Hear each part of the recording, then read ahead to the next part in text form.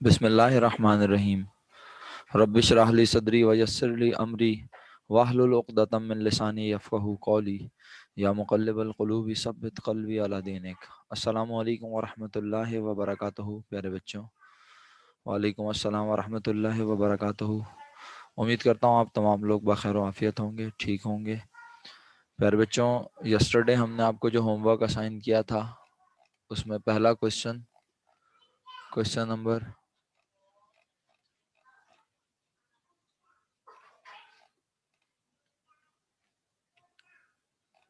Question number 10 था, ऐसा ही है। ओके, तो हम क्वेश्चन 10 और 9 को चेक करेंगे। आप अपने सामने क्वेश्चन 10 का सॉल्यूशन रख लीजिए प्लीज़। और वो तमाम स्टूडेंट्स जिन्होंने क्वेश्चन 10 अटेम्प्ट किया हुआ है वो हैंड रेस का ऑप्शन यूज़ करें ताकि मुझे पता चल जाए कितने लोगों ने काम किया हुआ है। कोई एक आध एंट्री इस वजह से नहीं बनाई कि समझ में नहीं आ रही थी, कोई बात नहीं, बट जितनी आप बना सकते थे आपने मैक्सिमम बनाई हैं। ठीक है, एक बात जहन नशीन कर लें कि आप अपने पास काम चेक करते हुए, कोई बात नहीं बेटा, काम तो किया ना मेरा बच्चा, पेन से नहीं किया तो कोई मसला नहीं है, हाँ, लेकिन उसको फेयर कर लेना प्लीज। जहां पे आप कंफ्यूज हो वहां पेंसिल से काम किया करो, अदरवाइज पेन से ही काम किया करो बेटा, वरना बहुत देर लगेगी, इस तरह बहुत टाइम वेस्ट होगा ना। अच्छा भाई, अरीबा ने हैंड रेस नहीं किया, हैंड रेस तो करें ना बेटा, काम किया है तो। असफर शाह साहब ने मुझे बता दिया। राहिल अहमद साहब, सर आपको अगर मेरी आवाज़ आ रही है तो ज़रा एक मैसेज दोबारा कर दीजिएगा, आपका डेटा वेरीफाई नहीं हो पा रहा था ना। लेकिन बहरहाल मैंने कहा आपकी क्लास वेस्ट ना हो, आप पढ़ना चाह रहे हैं तो इसलिए मैंने आपको ऐड कर लिया है। एक मुझे दोबारा व्हाट्सएप मैसेज कर दीजिएगा ज़रा, ठीक है, क्योंकि आपका डेटा वेरीफाई नहीं हो पा रहा। मैं दोबारा पूछूंगा भाई कितना टाइम लगेगा, क्या मसला है उन लोगों से। हाशिर साहब ने काम आज भी नहीं किया हुआ, उमैद साहब यकीनन लैपटॉप पे होंगे तो वो यस लिख के भेज देंगे तो शुक्रिया, बहुत शुक्रिया उमैद साहब। हाशिर साहब आपने काम नहीं किया, चलें, योर चॉइस। फिर बच्चों क्वेश्चन नंबर 10, मैं आपको बिजनेस की ट्रांजैक्शंस पढ़कर उनके एंट्रीज बताता जाऊंगा, हैंड डाउन कर दीजिए। शुक्रिया आप सब लोगों का बहुत बहुत काम करने के लिए। हैंड डाउन कर दें सब बच्चे और अब चेक करें अपने पास काम को। जिस ट्रांजैक्शन पे जहां दिल चाहे हैंड रेस जल्दी से करना, मैं रुक जाऊंगा और आपसे आपका सवाल पूछूंगा। बट अगर आपने हैंड रेस नहीं किया या आपने मैसेज नहीं किया तो मैं यही एज्यूम करूंगा, फर्ज करूंगा कि आपने काम सही किया हुआ है या आप मेरे साथ साथ करेक्शन कर रहे हैं। आपने सबसे पहले लाइन में dash dash form, second line में जर्नल जर्नल, और जर्नल जर्नल के बाद date, particular, posting, reference, debit credit के कॉलम बनाए हैं। ठीक है प्यारे बच्चों, इसके बाद आपने एयर, आज भी सवाल में कुछ नहीं लिखा क्योंकि एयर गिवन नहीं है। आपने डायरेक्ट जून की 2 तारीख लिखी और आपने एंट्री बनाई purchases debit 35,000 and bank credit 35,000 rupees. वाई लिख के भेजेंगे सिर्फ, बस सिर्फ वाई लिख के भेजेंगे ताकि मैं आगे बढ़ जाऊं। 6 तारीख को purchase office supplies for cash, office supplies cash पे खरीदी, एंट्री बनाई ऑफिस सप्लाईज डेबिट और cash credit 750 rupees. Office supplies debit, cash credit 750 rupees. 8 तारीख पढ़ रहा हूँ, 8 तारीख को कहता है cash sales deposited into bank ₹20,000। फिर पढ़ूंगा कैश सेल्स यानी क्या बेची, मर्चेंडाइज बेची, और मर्चेंडाइज किस पर बेची मेरे प्यारे बच्चों, कैश पर।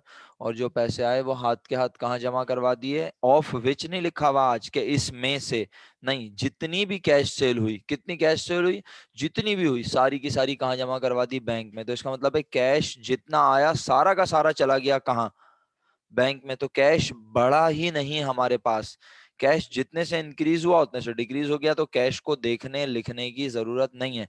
फिर किसे बढ़ाएं, डायरेक्ट, आप सबने जवाब दिया सर बैंक को, तो बैंक डेबिट हो गया। और बैंक के बढ़ने की वजह क्या कैश है, नहीं, आज बैंक में पैसे आए क्या करने की वजह से, जवाब दीजिए, शाबाश, वेरी गुड, एक्सीलेंट, सेल्स की वजह से।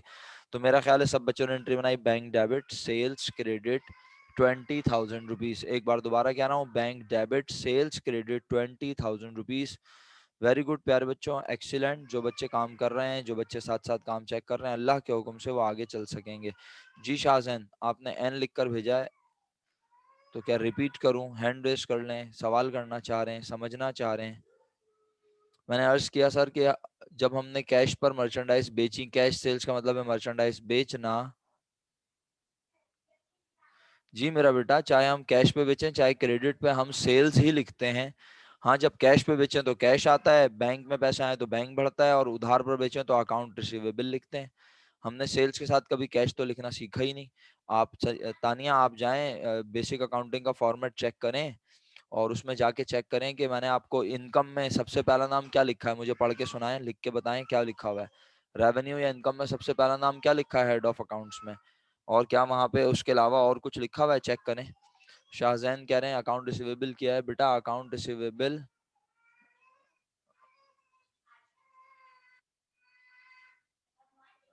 शाहजैन तो,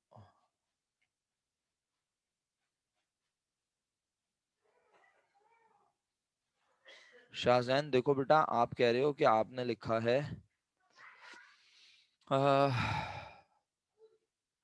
डिपॉजिट का मतलब होता है जमा करवाना, बैंक में पैसे जमा करवाए बेटा। डिपॉजिट का मतलब है जमा करवाना। ओके, कैश सेल नहीं लिखेंगे, ये मैंने जवाब दे दिया। शाहजैन को जवाब दे रहा हूँ। अब शाहजैन कह रहे हैं सर मैंने अकाउंट रिसीवेबल लिखा है। तो बेटा यहाँ कहाँ लिखा है मेरा बच्चा कि हमने क्रेडिट पर सामान बेचा, या हम कलेक्शन फ्रॉम कस्टमर कर रहे हैं? नहीं लिखा ना मेरे दोस्त, मेरे भाई। तो इसका मतलब है कि हमने सामान बेचा और हाथ के हाथ पैसे रिसीव किए, और वो पैसे हमने कहाँ जमा करवाए? हाथ के हाथ बैंक में। तो बैंक बैलेंस बढ़ गया। सही है भाई, ये आपके सवाल का जवाब हो गया शाहजैन का। उसके बाद सेल्स रेवेन्यू सैयदा तानिया ने मुझे बताया, शुक्रिया मेरा बेटा।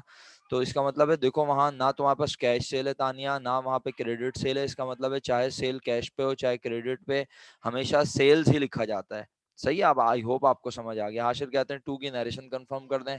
सर टू की नरेशन है to record purchase merchandise by cheque. To record purchase merchandise by cheque. ज्यादा इंग्लिश लिखने का शौक है तो आप लिख लें to record purchase merchandise and issue a cheque. To record purchase merchandise and issue a cheque. सही है, शुक्रिया।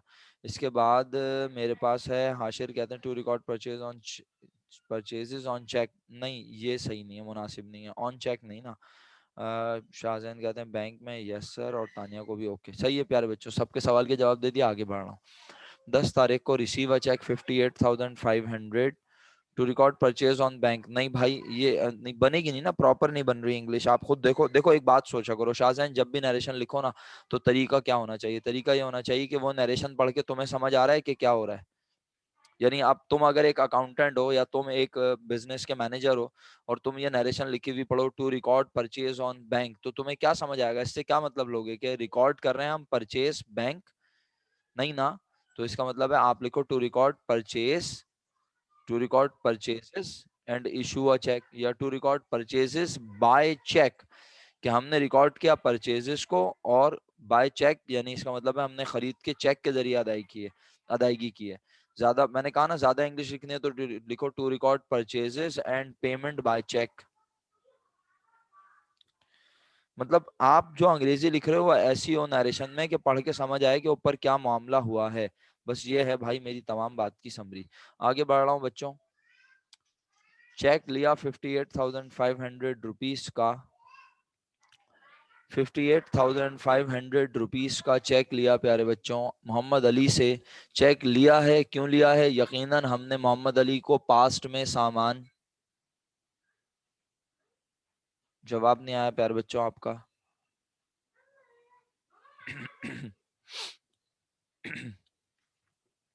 यकीनन पास्ट में हमने मोहम्मद अली को सामान क्या किया होगा?